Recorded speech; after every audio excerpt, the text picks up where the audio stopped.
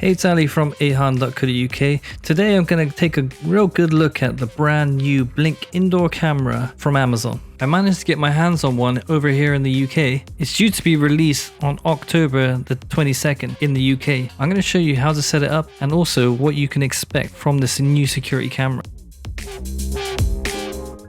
The new Blink camera has a tiny footprint at just 71mm by 71 and weighing at 48 grams.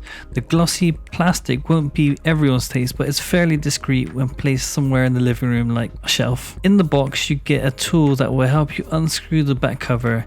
You could easily use a coin to do the same thing. The included wall mount bracket clicks into place through the hole. You need to add batteries to the camera. It takes two AA batteries. Amazon says that you can get 2 years of battery life from this. I can't see that happening though. The Blink camera requires a separate device called the Sync Module 2. This communicates with the camera and your home Wi-Fi network. You can also plug in up to 64GB of USB storage for the purpose of backing up your videos locally. You have to keep the Sync Module 2 powered, otherwise your camera will not work. It won't communicate with your network. Now I'll show you the setup process from start to finish. You'll need a smartphone for this. I'm using an Android, but iOS devices will work too. Download the Blink app from your app store. I've already got an existing Blink camera, so I'll go ahead and add a new device. I will need to add a Blink wireless camera system first, which is the module that I have here. I now need to scan in the QR code from the back of the Sync module. I've blurred mine out for security reasons. The next step is to create a new system. Name it something like Home. I've already created a system, so I'll select the existing system name. On the next step, it shows your Sync module should have a steady green light and a blue blinking light. If it doesn't, you'll need to factory reset it by using the button on the side of the module. Tap Discover Device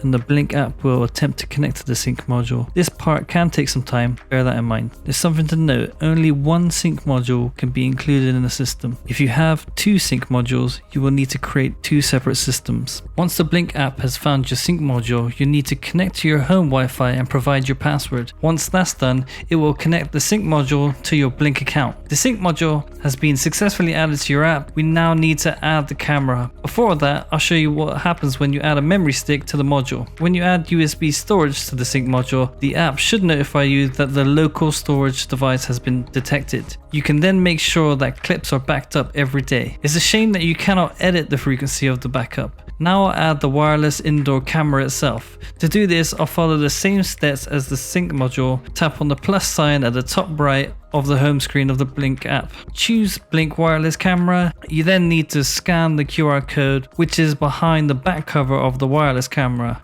Use the tool provided to get the back cover off. Now you're all set up. The Blink camera has an impressive speaker built into the camera. You can use the Blink app to have a two-way conversation. The speaker is loud enough to make anyone jump out of their skin. Would you like a cup of tea? Yes, please. The live view of the Blink camera app is lacking. Unlike the Nest camera app, you can't view the live camera feed continuously without pressing the prompt every 30 seconds. This is probably due to the limited storage capacity and because it would drain the batteries quicker, but it's the same with any of the wired Blink cameras. The live view of the Blink camera app is lacking. Unlike the Nest camera app, you can't view the live camera feed continuously without pressing the prompt every 30 seconds. This is probably due to the limited storage capacity and because it would drain the batteries quicker. But it's the same with any wired Blink cameras. Here I tested the night mode of the Blink wireless camera with the infrared intensity set to low. You see there's ghosting all around the image. This is due to the infrared light bouncing back onto the camera lens. To mitigate this, make sure there aren't any surfaces in front of the camera lens. During my testing, I found that the motion detection is very reliable. Blink gives you many controls in the app to fine-tune the notifications to your needs. The picture quality is pretty good, but not amazing.